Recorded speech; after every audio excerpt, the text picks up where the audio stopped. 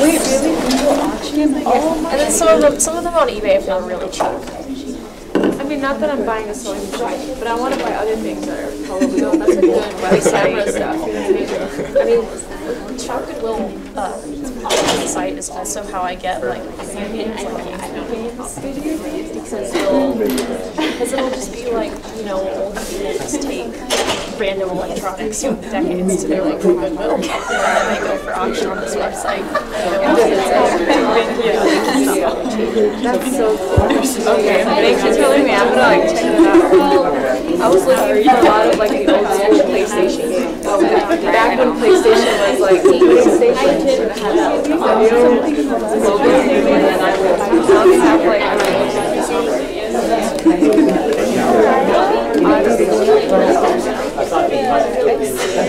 experimental storytelling class for so we're doing a art trip. that'd be cool. Yeah, we're doing like mixed media. We're gonna do like a video. Everything that we do. Because like because it sounds like she wants it to be like VR, like I'm like Okay, so Is it like a fiction thing, or is it more like a docu? It is historical fiction, so it's based on real people. I'm so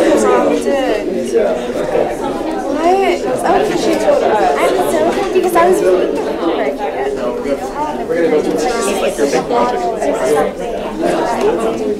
How do you get funding for it? I think what we're doing is we're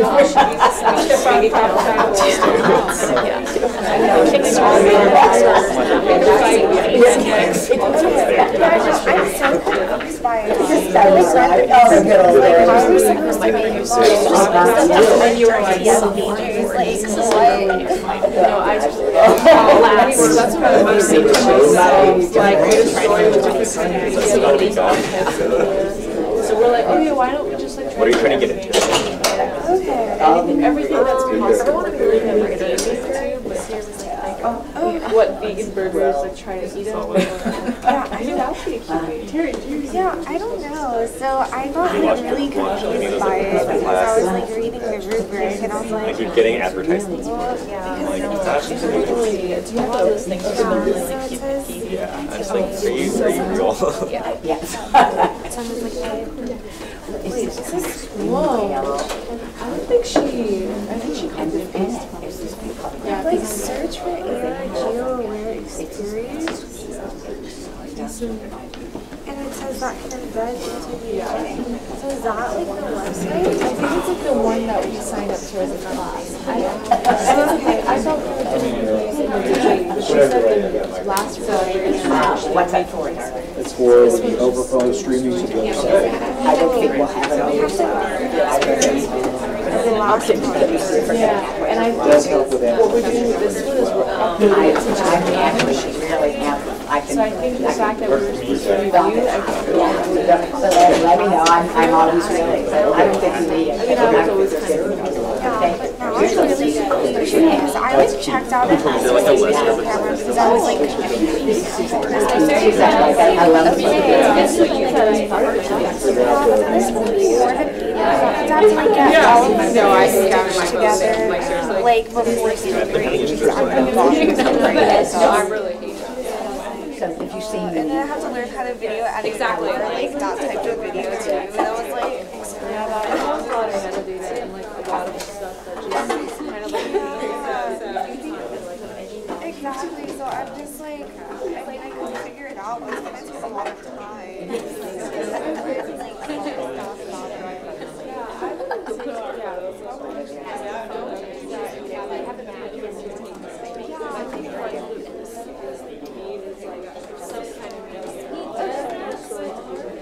Because I'll talk to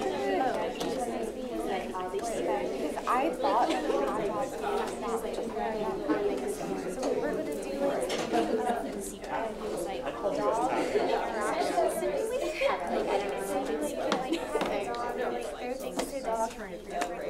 oh, because we were thinking about that's like I mean I am, but also like also like love dogs.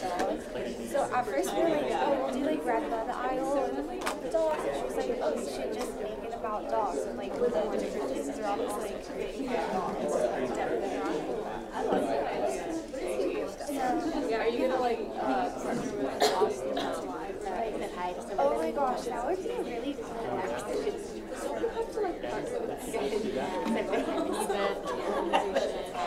Yeah, I know, that's what I thought, but then, like, initially we were going to do Red by the Aisle as our location, and she was like, you should just do different locations, and like, some dogs at different locations, and I'm like, Now I'm confused because I guess that makes sense because yours is like I know we each did a different location and compiled it. that's what I thought, that's why I'm like confused, because I was like, we were going to do dogs at Red by the Aisle. She's like, you should come up with like 2 other locations to go to also.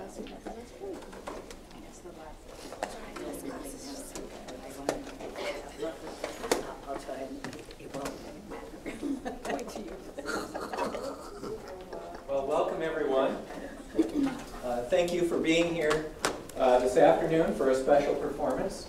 Terry Galloway's You Are My Sunshine will be followed by a Q&A with Terry and director Donna Marie Nudd.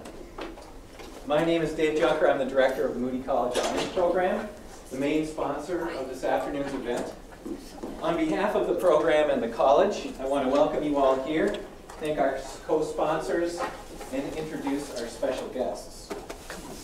First, thank you goes out to our chapter of the National Student Speech, Language, and Hearing Association, better known as NSHLA, and to the Department of Communication Sciences and Disorders, both of which are co-sponsors today. Also, I want to thank Sarah Sutton and Elena Hernandez for their expert coordinating all the finer points of the program to make things possible today. I also want to make a special thank you to NSHLA co-president and honors student Connor Jansen. Connor, give us a wave. Last semester, Connor came to me with the idea of hosting a guest speaker who could bring attention to the experience of speech and language disorders. He's been a great citizen of the honors program and CSD and the NSHLA communities. And for that, and for helping to bring Terry here today, I'd like you all to join me in another round of applause. So before Connor brought me this a list of preferred speakers last semester, I hadn't heard of Terry Galloway, and so I bought her memoir. Intrigued by the title, Mean Little Deaf Queer, the book doesn't disappoint. It took me about 5 pages to get hooked and to be convinced that Terry Galloway is something pretty special. It's an amazing book with an amazing story, and we have an amazing storyteller and performance artist with us today.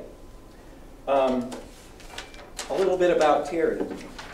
Terry Galloway is a writer, director, and performer for stage, radio, video, and film. She's co-founder of Austin's legendary Esther's Follies. You've heard of that, right? Yes. She is co-founder of Austin's, she's also a founder of an activist theater, Actual Lives Austin. Let me back up there. Actual Lives Austin, an activist theater for adults with disabilities. Among her many honors and awards, she has been a nominee for the Alpert Award in the Arts, a Heckscher Fellow at Columbia University, a J. Dobie Fellow from the Texas Institute of Letters, visiting artist at the California Institute of the Arts and the University of Texas at Austin, and winner of grants from the Kennedy Center and the National Endowment for the Arts. With her today in the role of director is Moody College alumna Donna Marie Nudd. She received her doctorate in communication from UT in 1989. Welcome back. And is currently a professor of performance studies at the School of Communication at Florida State University. Donna has served as director and dramaturge for 3 of Terry's solo shows, which have toured nationally and internationally. In 2001, the 2 of them were jointly presented with the Irene Coger Award for Distinguished Performance by the National Communication Association. In 1986, Galloway and Nudd co-founded the Mickey Faust Theater, and Donna's wearing a Mickey Faust shirt for you to see today. The Mickey Faust Theater for the Really Dramatic Arts, a nonprofit theater of the queer, disabled minority community that teaches novices the art of writing, performing, and producing original cabarets, radio shows, and short comic videos. Terry's 2009 memoir, which I alluded to earlier, was a finalist for the Lambda Award, a very prestigious literary award, and lauded by Dorothy Allison, herself a lauded memoirist, as, quote, a damn fine piece of work that is unbelievably powerful. And after having just read it, I concur wholeheartedly. Please join me in welcoming Terry Galloway and very well.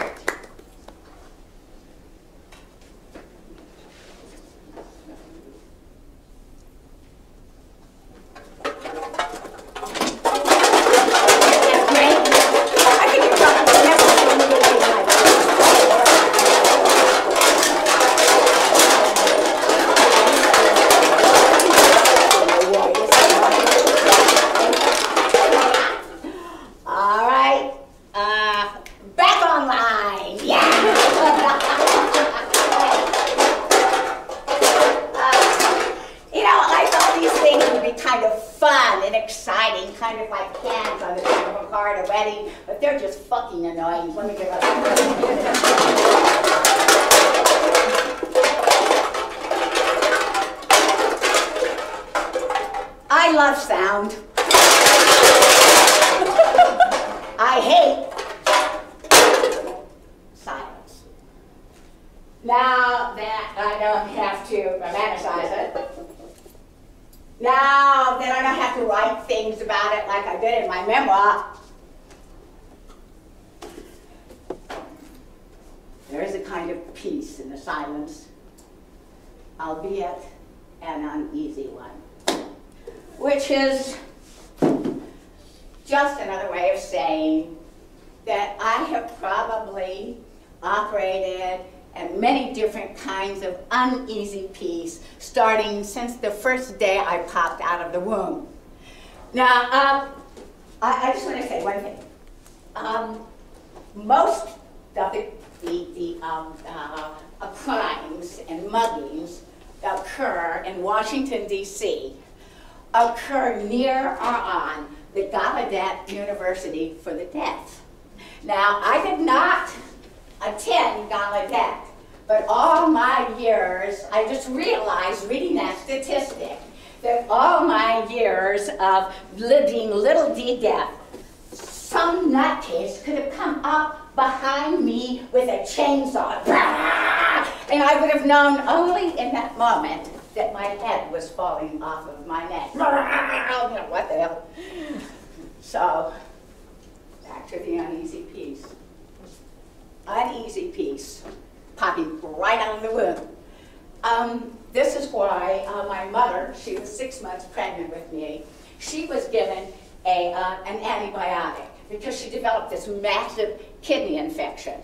Well, they knew that it was going to cause harm to the fetus, i.e. me, but it was that or nothing. So they pumped her full of it, and they sat back to see what was going to happen. My mother said that when they gave her the shot, she could feel me turn in her belly, like I was trying like hell to get out of the way. Well, there are very few places to hide in the room, but a couple of months later, you know, I'm born and everything seems hunky-dory. And what happens is that the only thing weird that happened, I'm popping out of the room, the only thing weird that seemed to happen was I was coming out a little bit too soon. I was coming out in the corridor on the way to the delivery room, and the doctors, they did not like this. You know, they took this as a personal affront. They did not want me to be in this corridor on the way to the delivery room. No, they wanted me to be born in the delivery room where I should be born. And my mother, you know, she's on a gurney, and if you've ever been in labor, you know that she's not up to protesting anything these guys do to her. So, you know, my mother is here, and I'm making my appearance here. And those guys, in order to keep me contained that little bit of linoleum later, they took my mother's legs, and they went like that. So when I was born, I looked like this. The swelling has gone down somewhat. Everything seems hunky-dory. But then, years later, the damage done began to reveal itself. I began to have these visions where I thought I could leave my body and fly with the demons. I'd be sitting on the trunk of my parents' car, and I'd be looking up at the stars, and then all of a sudden, I would find myself 6 feet away, looking over at myself, looking up at the stars. And it was these visions that led them to discover, and I quote, that a chemical imbalance caused by the introduction of drugs to the fetal nervous system had left me not quite blind as a bat, but definitely deaf as a doornail. So by the time I was 10 and a half, I was a freak. Yeah, I had a big box hearing aid that fit between my boobs, like a third one. I just got these suckers. I started my periods. I was fat as a pig. I had hairy legs and hairy underarms because my mother wouldn't let me shave. I'd broken my 2 front teeth playing a game of war. I had one of these dork kid hairdos, and I wore dork kid eyeglasses, Coke bottle glasses, and I wanted nothing more than to seem normal. So I would take my box hearing aid and I would hide it under my blouse. But what it was, it's a microphone. And so there would be feedback, beep, beep, beep, which I could not hear. But all I wanted was to go through life quietly. But everything was going to come along with me, and nothing was going to come along quietly. So I would take a step. And it would be bounce, bounce, beep, beep, bleed, bleed. Oh my God, I'm a monster, a monster. Bounce, bounce, beep, beep, bleed, bleed. Save me. Somebody save me. Bounce, bounce, beep, beep, bleed, bleed. Bounce, bounce, beep, beep, bleed, bleed. Bounce, bounce, beep, beep, bleed, bleed. I froze. It was funny, I don't remember what it felt like to hear as a kid. But I remember what it felt like when it all started peeling away. I remember going to bed one night to that little comforting hum of the refrigerator and waking up the next morning to nothing. Or when we were driving back with my grandma, late at night, and I'd be in the back of the car, I'd curl it up, just listening to that comforting front seat murmur from my parents. Vanished. At the tinkling of the bell of my little collar, gone. And that silence grew deeper and deeper and deeper until the sounds of everything I loved had all but disappeared. But you make your own easy peace. So the years go on, and place these little contact lenses. Huge old box number. Replace that with 2 clever behind the ear hearing aids. Got my teeth capped. I honed my talent for lip reading. I got a marginally better haircut. They would hide my hearing so I could pass. And I worked. And I worked.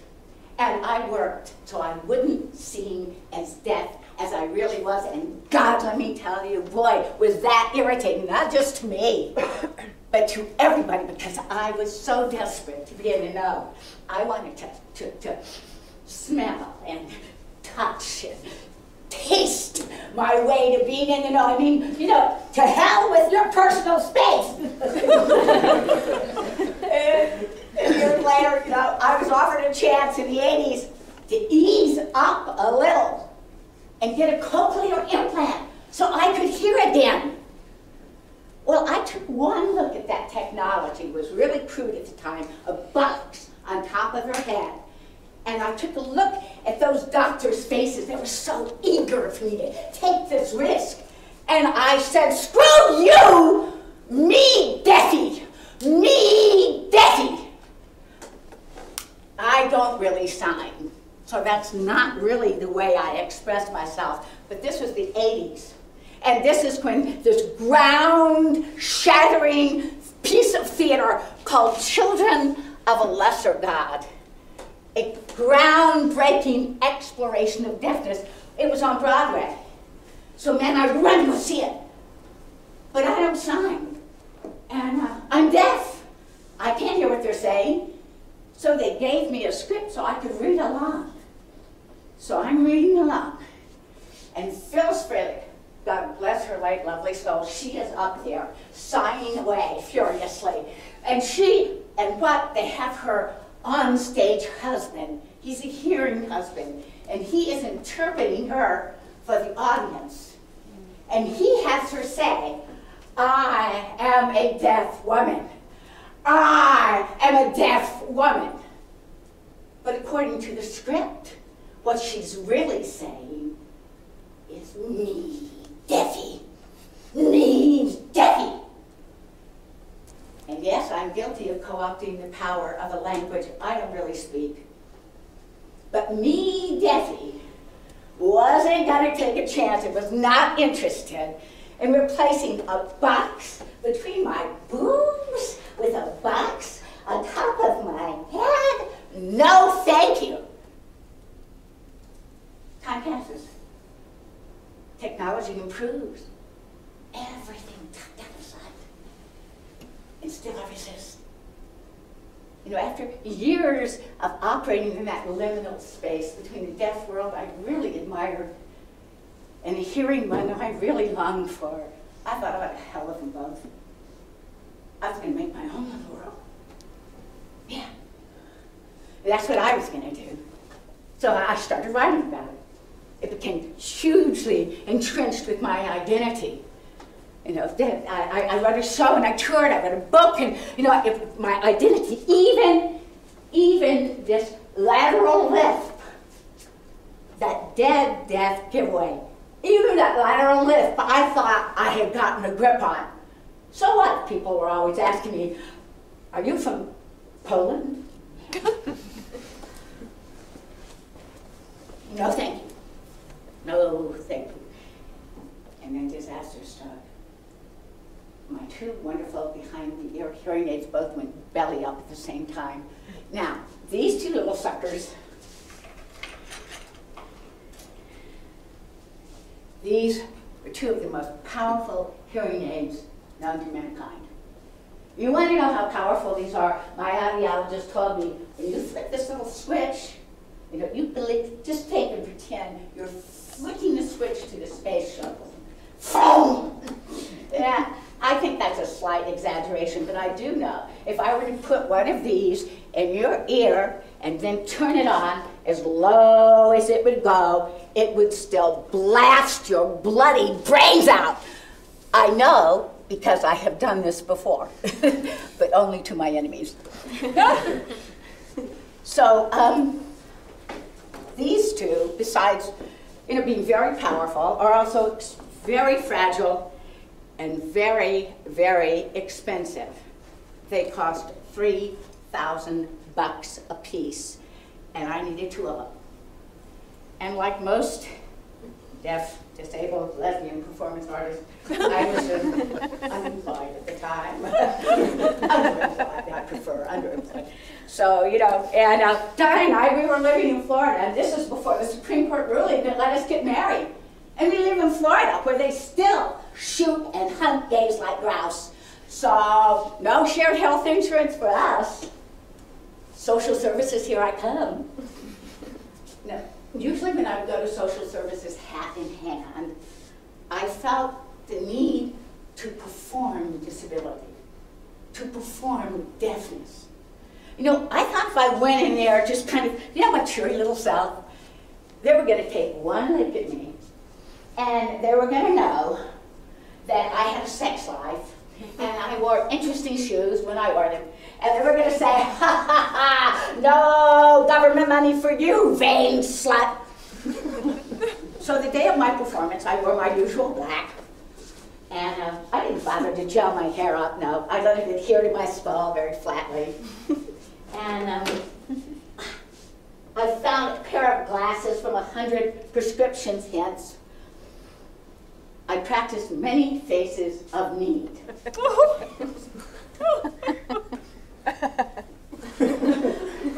And I settled on one vaguely baby seal-like. And I did a little bit of, head swaying, this kind of thing. Adopts some very bad posture. I was really just channeling my childhood self with a little bit of Stevie Wonder, Rain Man.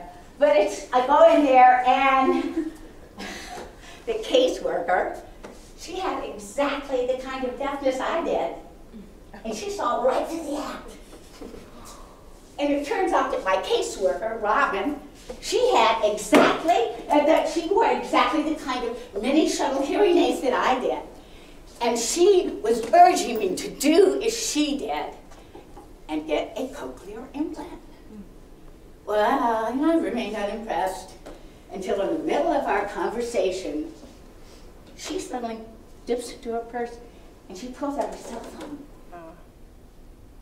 And what you must understand, as a little bit deaf person, I long suffered from cell phone envy. It is worse than penis envy.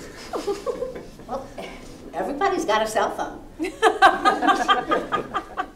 And this is something so sexy about the way you guys with hearing, you just pick up a phone. There was absolutely nothing sexy about the way I had to use a phone. No. Okay, they would have this, a TDY, but it was called TDM or TDS, the teletype machine. So they would have this, and then at the time it only worked with this, a very boring landline. And you would have to do this. Put the boring landline onto the TDY, and then type in 711, and then you would wait. And you would wait, ringing once, ringing twice, and wait for the TDY operator to answer.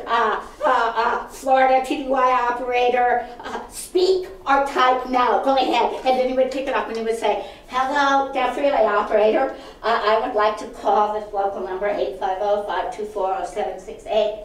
Thank you. Go ahead. And then you would wait for them to confirm the call.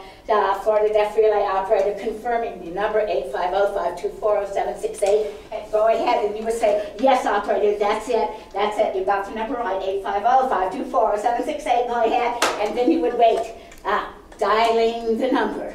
Dialing 850-524-0768. Ringing once. Ringing twice. Pick up the phone. Announcing the service. And this is when somebody on the end picks up the phone, and the people at Deaf Relay, they tell them that they have gotten a call from an authentic deaf person. And do they know the protocol? And then they explain the protocol. At the end of each sentence, you say, go ahead. And then when you're kind of ready to kind of wrap things up, you say, go ahead to SK. And when you really are ready to kind of end all of this conversation, you say, SK, SK, and have you understood the protocol? And by that time, the answering party has hung up. And so you've tried again. Why don't you just give them one more try? Thank you, Deaf Relay. Thank you, go ahead. And ringing once, ringing, hung up. And do it one more time. Let's just try it one more time, Deaf Relay. And go ahead. And hung up. Not again, Deaf Relay. You know how this goes. I'll just drive across town to pick up the damn pizza. Thank you for your service. Go ahead to SK, SK. So believe me, nothing is sexier than the way you guys with hearing just pick up a phone. And so I'm leaving her office, and I run into a mutual friend of ours who tells me watching Robin learn to hear again is like watching someone put points on their IQ. And I think, that's fucking condescending. But I go and I tell Donna about this. And she says, well, honey, you could stand to be a little smarter. But then I tell her about the cell phone. And Donna knows all about the TDY. She says, exactly, why should you have to work so hard? And I said, well, honey, I don't have to work that hard. You know, I mean, you make all my calls for my mother because she hates using deaf relay. And then when we're in places like this, you tell me what I'm missing because I can't read lips well enough for, you know, in these kind of crowded situations. When we go to movies, you tell me everything that's not closed caption. And you,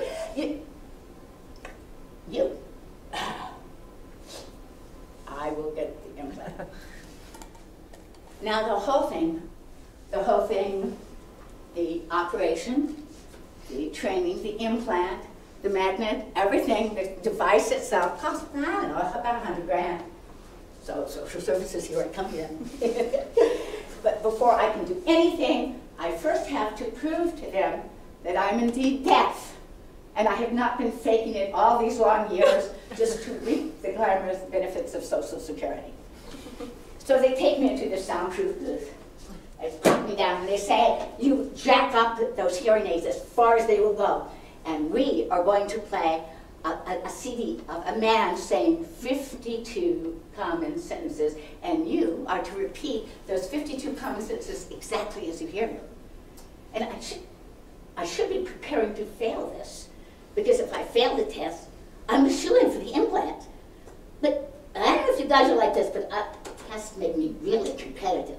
And I thought, oh, there's got to be a way I can do this. I know, I'm just so clever. I'm just going to come up with a way. And so I'm sitting there, and just, and of these 52 common sentences, I get exactly one word right. The. And it's a wild guess.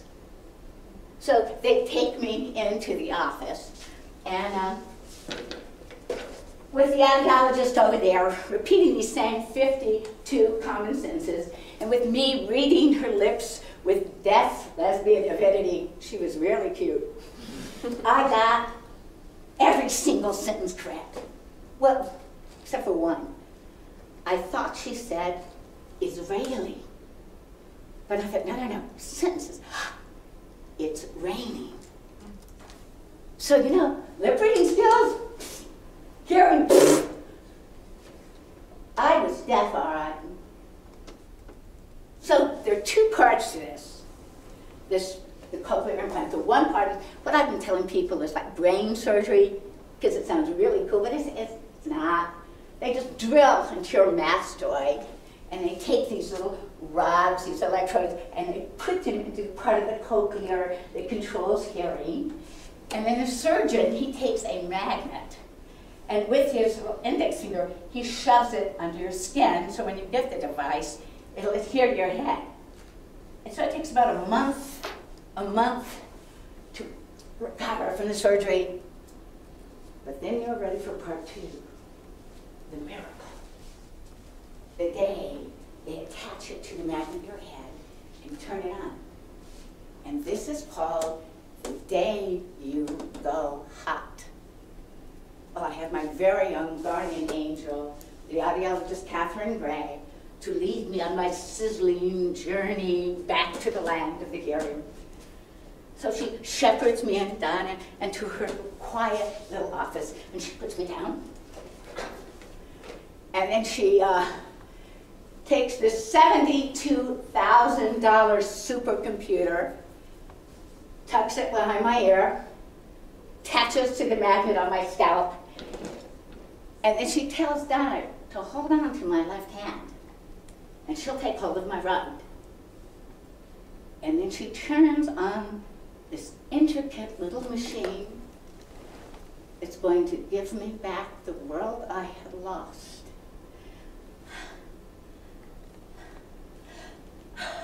Oh, no, because that quiet little room wasn't quiet at all. And I could feel myself breaking into a sweat, and I just really wanted to just vomit all over the floor, and I'm going, oh my God, oh my God, Catherine, if this is what it means to hear, I don't think I can do it. I don't think I can do it. And she lets go of my hand, and she does this. And every fiber in my being turns and fastens on that sound.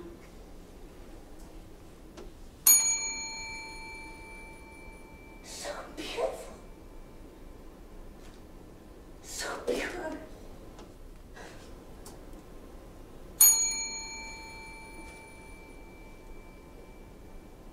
And I was hearing it. And from that moment, I was in love. But the aisle, as Caliban says, is full of noises. And I had no idea what they were. Because hearing isn't something you automatically do. It's something you've got to relearn.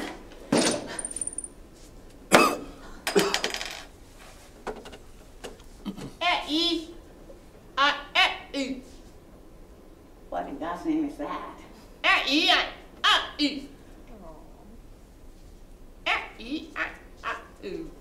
Donna? Because in the beginning, everything, but especially human voices, sound like the electronic impulses that they have become. And it takes months for it to go from sounding this to sounding like this. But then I'm ready. I've trained my brain, and I'm going to go home, and I'm going to hear my mother's voice for the first time since I was 9 years old. And my mom comes running out of the house, and she says, "Tara Lynn, can you hear me?" And I go, "Oh my God, Mom, you have got a Texas accent." The first change that people noticed about me was my speech. How crisp it had become. How clear. For years, I had been trying to train myself not to have a lateral lift. But my brain couldn't perceive that my tongue wasn't hitting the palate hard enough, and it couldn't correct what it couldn't perceive. And now, my brain was perceiving and automatically correcting my mistakes. The first change I noticed about the world were the birds. You know, I knew they were there. You know, everyone I live in Florida, they're all over the place, you know. But I didn't realize how ubiquitous they were. And they don't just tweet. They make some really scary noises. And a whoa! Kill more, kill more, kill more! Tweet, tweet, tweet. Alfred Hitchcock was right. They are waiting to kill us. But did I care? Nah! I mean, I loved it. You know, I loved it. I went on this cartoon watching binge for the cartoons of my childhood so I could see if they sounded the way I thought they'd sound. You know, and they did. You know, they really did. I thought I saw a pretty one. I say, your son, I say. What's that now? That's all, folks. It was so cool. It was just so cool. You know, and I said, oh, my friends, they were just in love with my newfound sense as I was. They kept giving me things like this, you know, little cards, and this kind of thing. Isn't that wonderful? Isn't that fun? And so he said, I think it's great. I think it's wonderful. For all the seconds.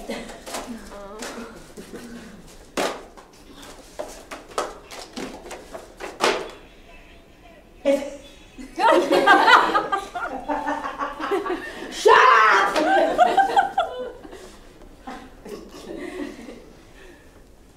As it turns out, the quiet little cottage where Donna and I live, it's actually on the main traveled road, near the railroad track, close to where the Marching 100 practices, next door to a neighbor with 4 constantly barking dogs. Do I care? You know, bark on, you little fuckers! I love it! I love my newfound sense of being. I mean, everything feels so changed. Those birds, look, yeah, they're out there, but usually they'd be hidden in the trees. I couldn't find them, and now they're trimmed. It guides my eye. And there they are. Or some silly things like my driving habits. When I was deaf and I was driving, Well, first of all, I couldn't listen to iPads, no CD, no radio, no. And if I tried to talk to anybody while I was driving, by reading their lips, we were all gonna die! Now, I can listen to NPR. Or the way I listen. When I was deaf, I used to listen like this. I was going to get that speech a little unnerving.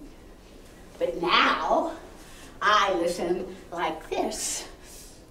I really like that word you said. It sounds so cool. Say it again for me, will you? Come on, just say it again. Just say it one more time, will you? I really like. Also a little unnerving.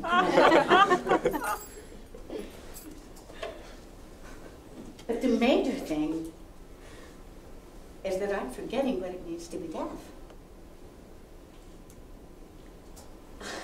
I'm forgetting that not that long ago, Donna couldn't come up behind me and whisper sweet nothings, because those hearing aids would have screamed, bloody damn murder! Not good for the heart. These suckers just make a sound that it should. I'm forgetting how I used to hate. I used to hate to go to plays or poetry readings, because I couldn't read lips well enough from afar to tell where the language was going to take me. Now, you guys with hearing, you can appreciate something, even a really crappy production of something like Samuel Beckett, but if you're a deaf person and you're watching one of Beckett's plays and it's a woman who's buried up to her neck in sand, you really want to say, more sand. I had a friend, Ishmael Houston Jones, that dances in the dark. Now, Ishmael's black.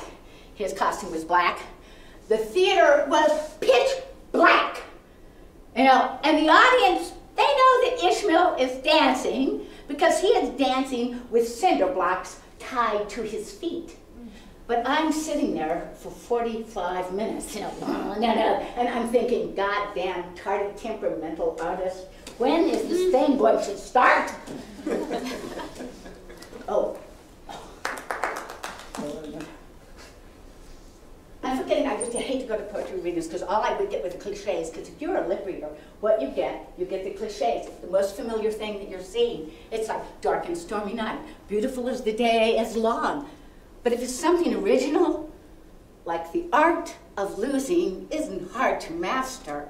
It becomes art hard masturbate. I hate you, Elizabeth Bishop, for being so original.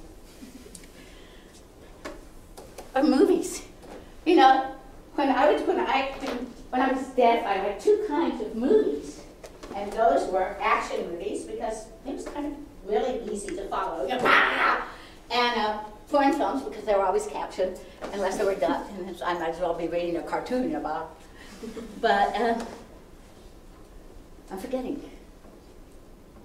Because now I can go anywhere I want to and see anything I want to see. The miracle is settling in. I can rest easy tracking my little cat's progress by the tinkling of her collar. And now when I hear this refrigerator having his grumbling pen to its own bountifulness, it makes me furious. And when I'm driving back with my parents late at night and I'm curled up in the back, I can again hear their comforting murmur. All that is lost has been regained.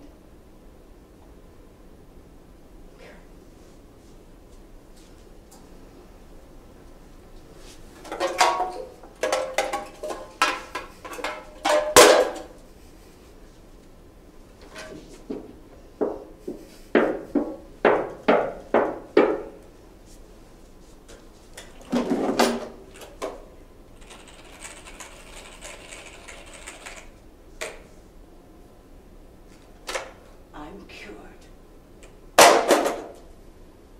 The cure that I spent most of my adult life protesting and screaming against has been visited upon me. No! Why, God? Why me? Most people who are non-disabled, they don't quite understand why my friends with disabilities and I have such a grudge and hatred about the cure. I'll tell you why. It's because of their obsession with it.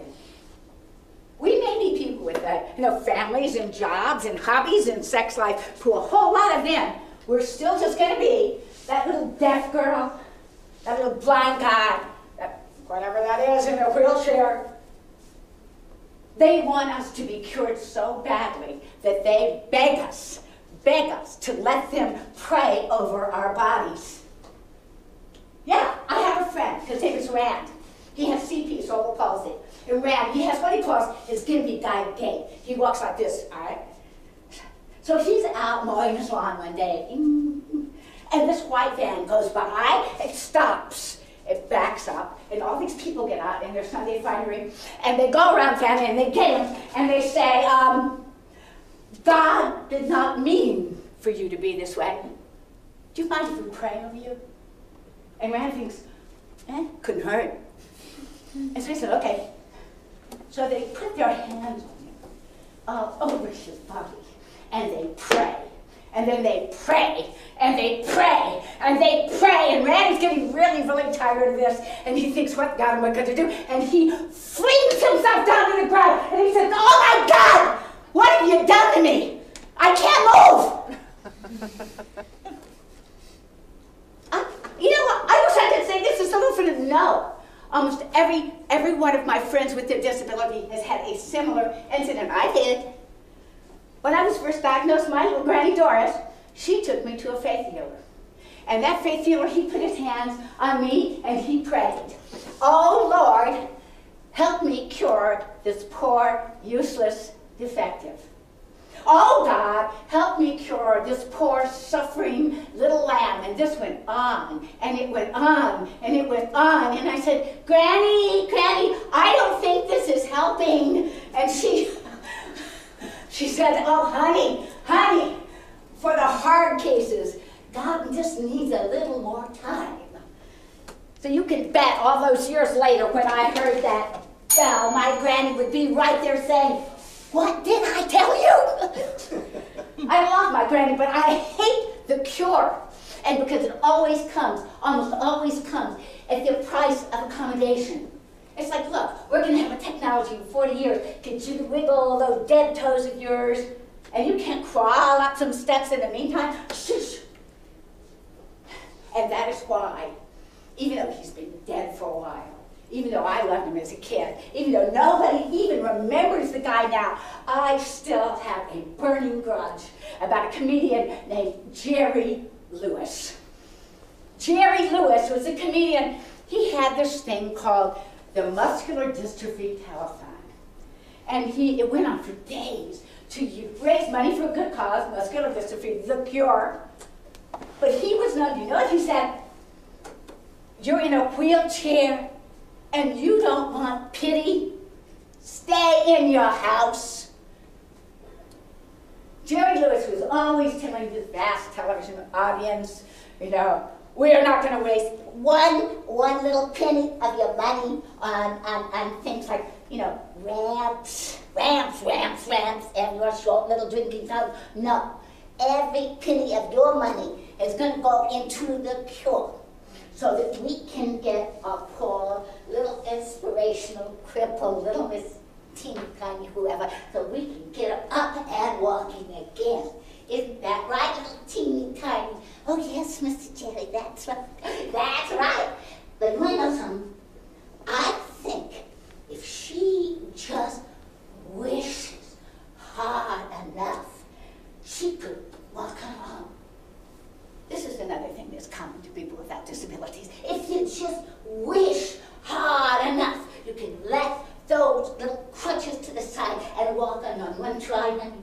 want to try for you, Uncle Jerry? You want to try?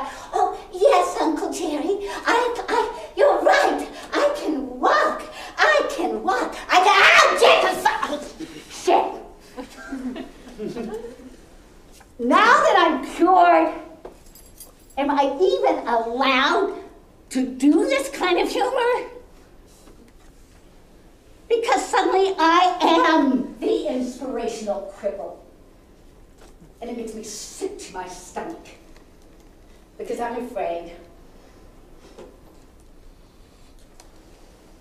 I'm afraid it's going to make me like all those other inspirations. You know, you know the queers who are in the countries. They're like, no rights. You know, it's just like, it's going to make me forget. It's going to make me forget just like that. Because, you know, my wife, you know, she has all the trappings of legitimacy, and now so do I. Sorry, queers of Uganda, not my problem anymore. Sure it is. Still my problem. If only I can keep from forgetting.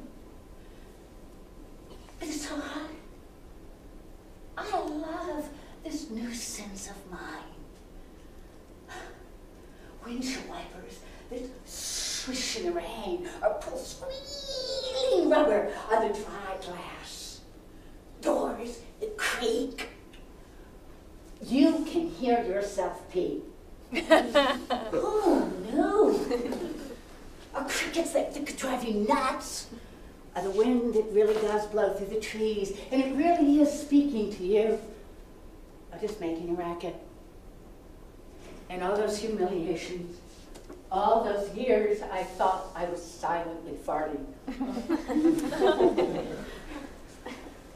Who cares? I don't care. I love it, I love it, I love it, I love it. And then get this. A couple of months ago, I get this. It's written in both English and Spanish, and it's from Cochlear. It's, dear Cochlear recipient, we regret to inform you that your cochlear implant 155 is being recalled. So just take it off and send it back. No, not that part of the implant. This part of the implant. The part they have to dig out of your head. But, oh, it's not a tragedy, not yet. Corporate research has shown that there's a very small percentage of failure, 30%. But if this does fail, it is going to fail suddenly and catastrophically. And I'm going to be left back hearing this. Silence. And I don't want to be here anymore. Because now I know how lonely it can be without the sound of you, the world's buzzing confusion. I love that sound. I love hearing. I adore this thing. And I like to tell it so.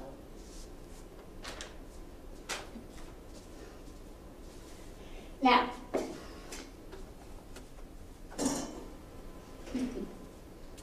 stay there.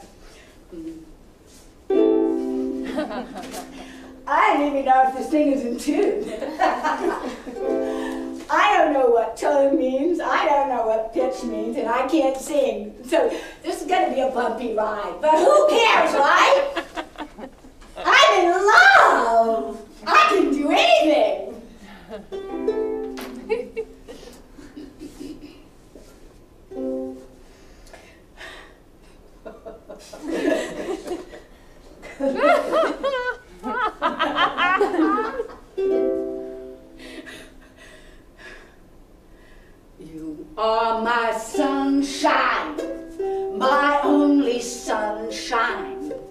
You make me happy when skies are gray. You'll never know, dear, how much I love you. Please don't take my sunshine away. Please don't take my sunshine away.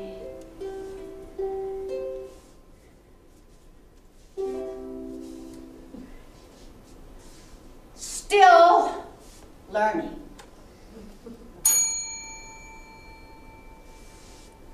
Thank you.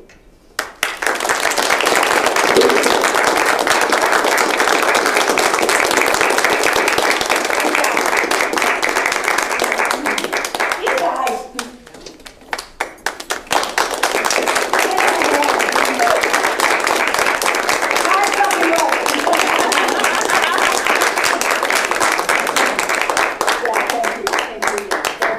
Thank you. Yeah, listen, thanks for coming. And let the words go with me. Yeah, one of the things we always like to stay for a Q&A, but we never like to hold people captive. Okay, so we're going to give you about 3 or 4 minutes, and so if it's 5 o'clock and you're ready for that beer, feel free to go. If you want to stay and ask Terry and I some questions, you're welcome. Okay, so we're just going to wrap up a little bit, so you got escape time. Okay?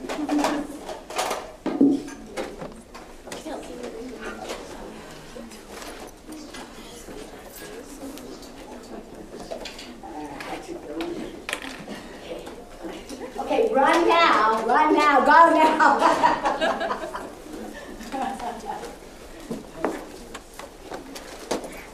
Okay. Well, go on now if you need to, please do.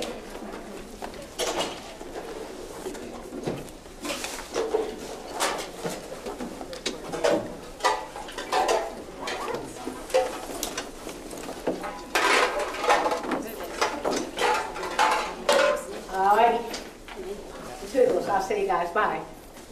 Okay, if you don't mind, come on down here. We'll make this short. We'll make it short. 10, 15 minutes. We'll just take 3 or 4 questions, okay? And then we can all go have a beer, okay? That'll be fun. Okay. Anybody have a question?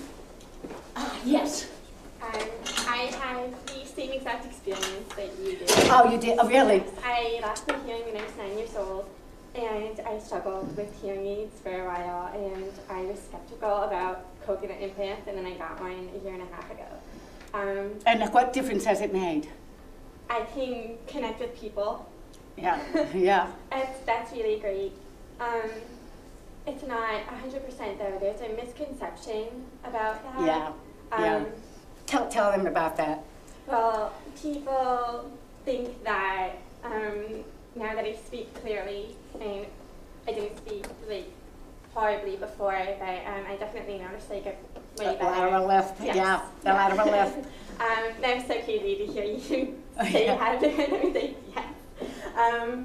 But What's your name? Anna. Hi, how are you doing? I'm Terry. Hi. Nice yeah. to meet you. Yeah, thank you for saying it. Tell these guys about the misconception of, because they think you're cured, right? Yeah, right. Because I can talk and they have no problem understanding me. But there's still a lot of work that goes into, maybe the 4 or 5 words that I'm not sure about in one sentence. Yes. And it's harder on my end. And then also there's this situation if you go into like a group studying where, you add in like a little bit of background noise, it just becomes exponentially harder to hear. And so you're still working? I'm still working. You're still working on it? Yeah.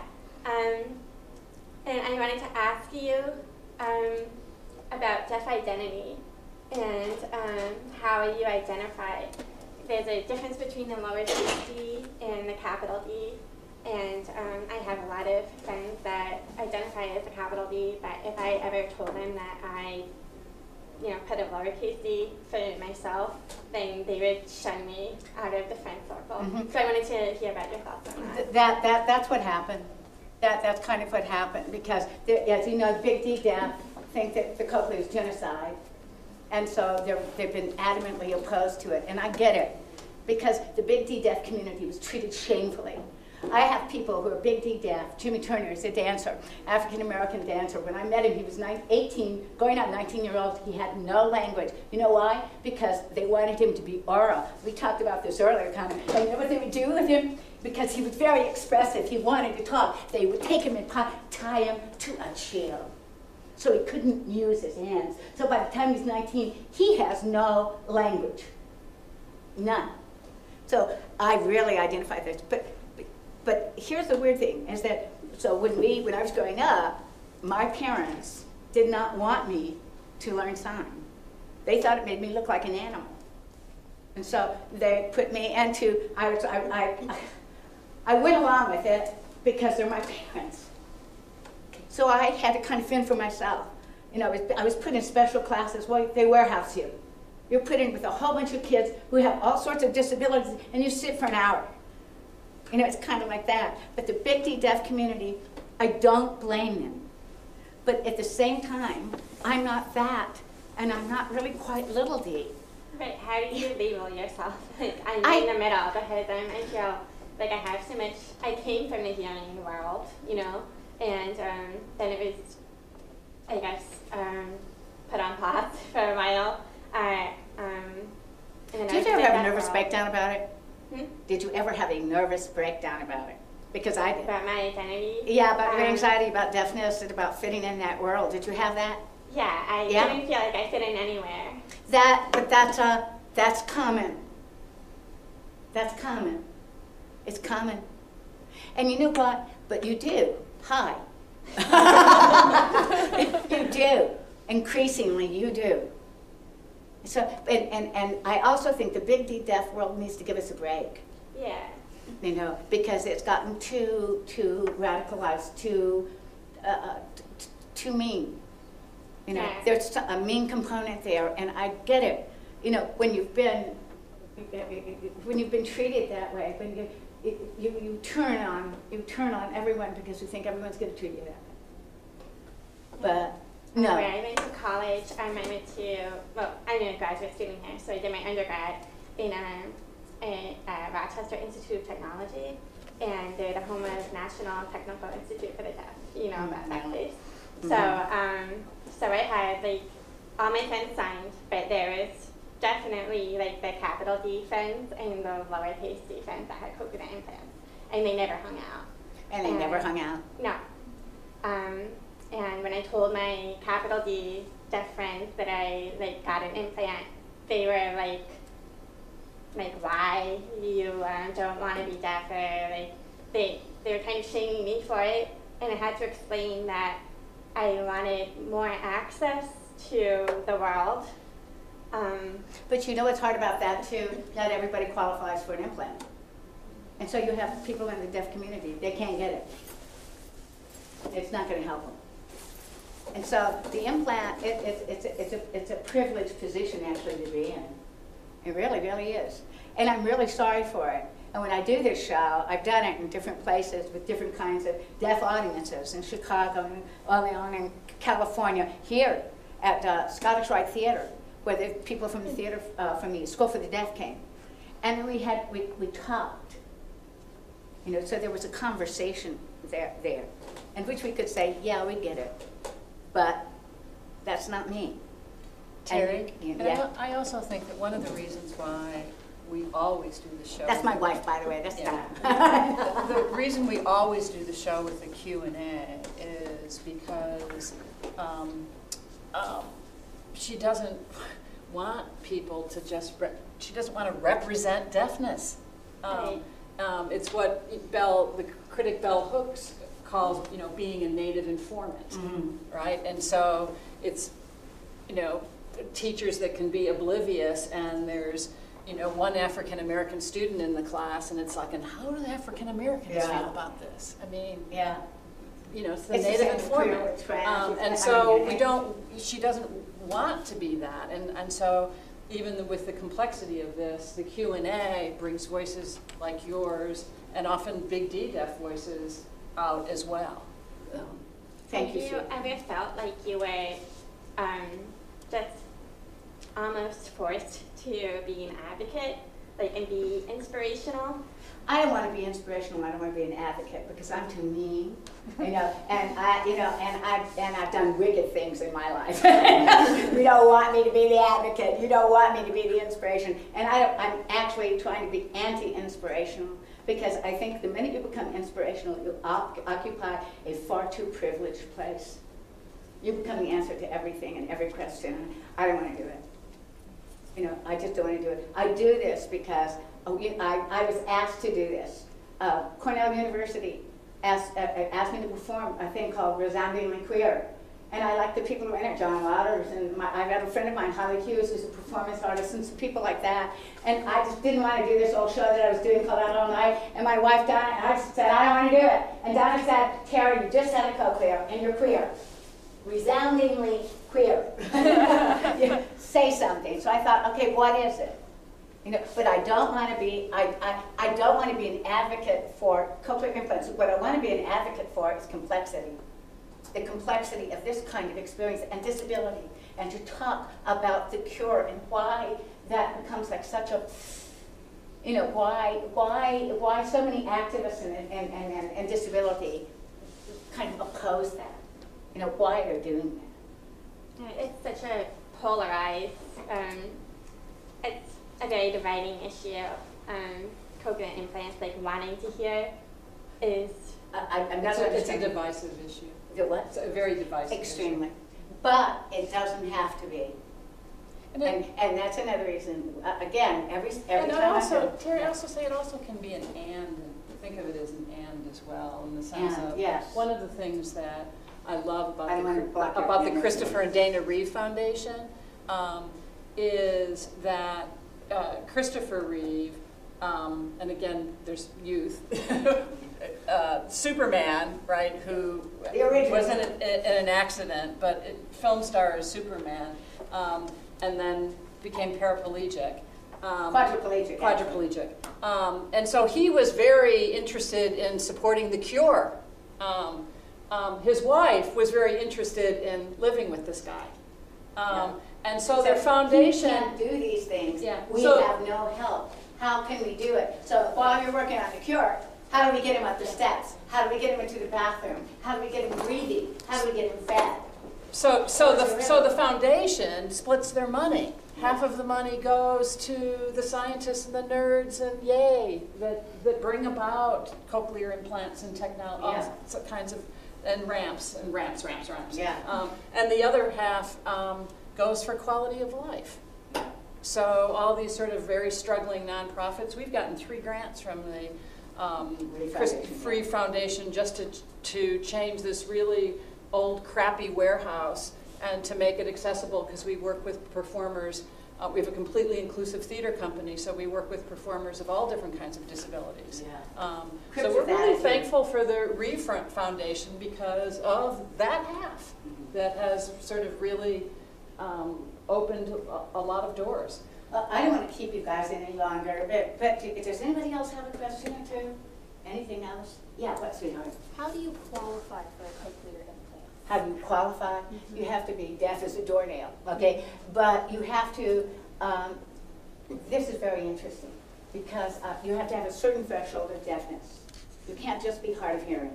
As long as a hearing aid gives you something, they won't do it, okay? And the younger you are, the better. Because I happen to be the golden mean. I had language as a child. I had, hearing aids, but I was profoundly deaf, but I had language as a child, so I knew what it was going to mean when they turned it on. There were people who are my age who never had sound, and they want a cochlear implant, and they say, we can't do it for you. And they say, well, why not? Because you turn it on, your brain doesn't know what it is. It has no information. It'll drive you nuts. There's a wonderful movie you guys should see. It's called The Sound and the Fury. And it's about a little girl, you know that. And it's about a little girl who wants a cochlear. She's 5, and her parents say, okay, well, we'll do that. And her mother goes with her, and they get checked. And they tell the mother, we can do the daughter, but we can't do you. And then the mother turns to the daughter and says, you don't want to be unlike, you want to be like mommy, don't you? You don't want this. it's a very interesting, and it's very interesting. And people were so disturbed by this film that they made a sequel, in which they saw the mother actually does end up getting one. But it's a very disturbing and interesting film.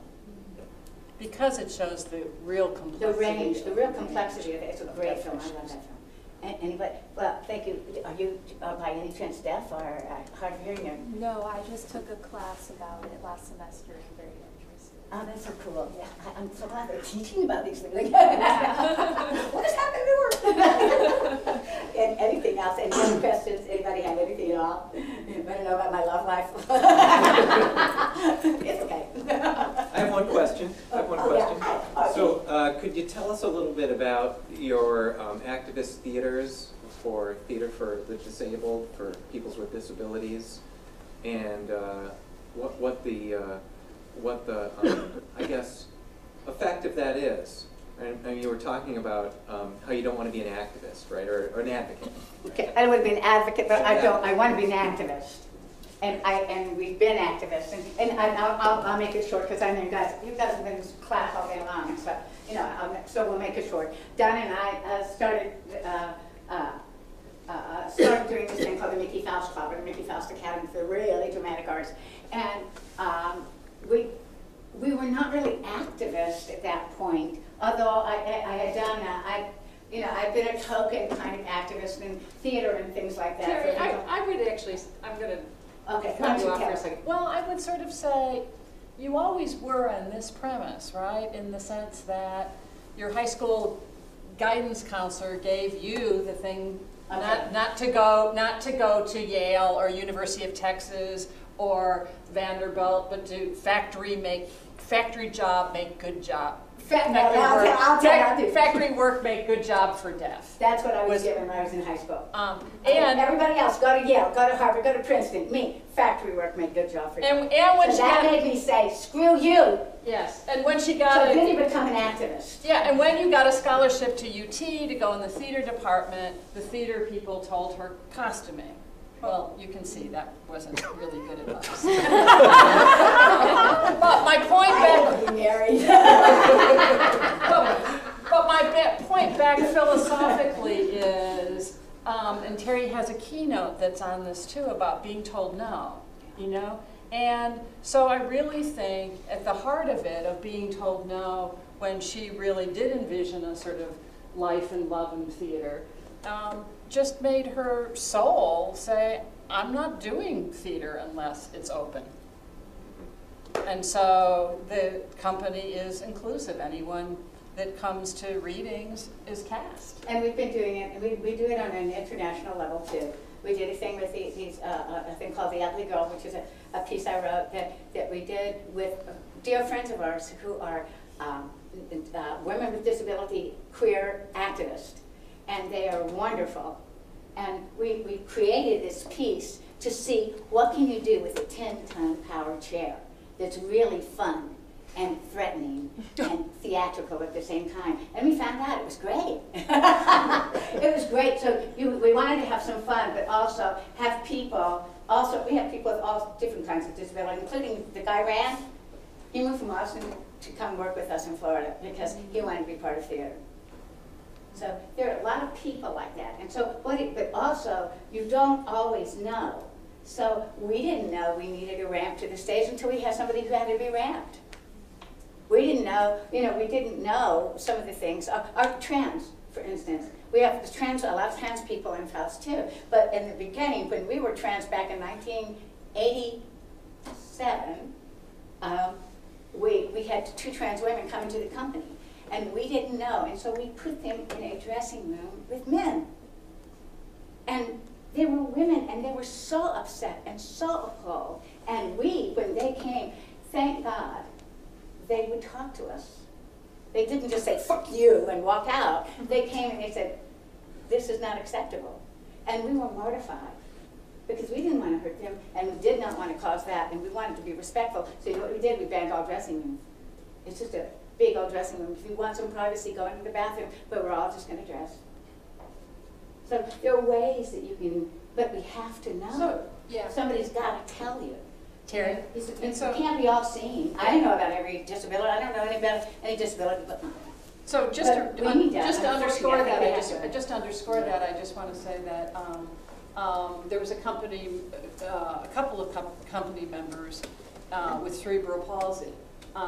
And on KC's pieces, we captioned. And one time KC said, I don't want just my piece captioned. And it was like, well, the audience really has to be able to sort of understand. And Casey's attitude was really, fuck that.